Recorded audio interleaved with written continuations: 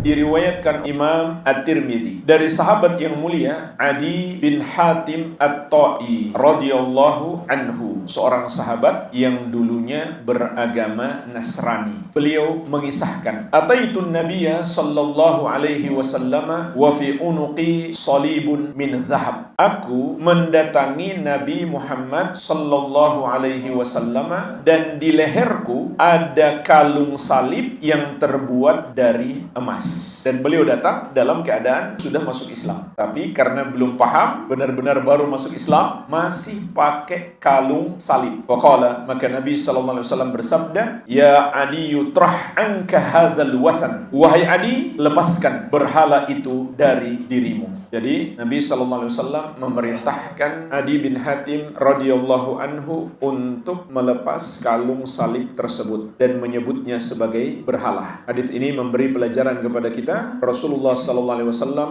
apabila melihat suatu kemungkaran tidak diam saja. Terlebih lagi kemungkaran itu adalah dosa terbesar, yaitu dosa syirik. Begitu pula hadis ini memberi pelajaran kepada kita, semua simbol-simbol kekufuran dan kesyirikan sepatutnya kita jauhi. Apakah itu salib ataupun yang lainnya. Dan di hadis yang lain Rasulullah sallallahu alaihi wasallam mengingatkan kita, "Man tashabbaha biqaumin fahuwa minhum." Barang siapa menyerupai suatu kaum, maka dia bagian dari mereka. Kemudian Adi bin Hatim radhiyallahu anhu melanjutkan kisah beliau, "Wa sami'tuhu yaqra'u fi surati Bara'ah." Dan aku mendengar Rasulullah sallallahu alaihi wasallam membaca surat At-Taubah ayat ke-31. "Ittakhadhu ahbarahum wa ruhbanahum arbabam min dunillah." Orang-orang Yahudi menjadikan ulama mereka dan orang-orang Nasrani menjadikan para pendeta atau ahli ibadah mereka sebagai tuhan-tuhan yang mereka sembah selain Allah. Qala, maka Nabi sallallahu alaihi wasallam bersabda,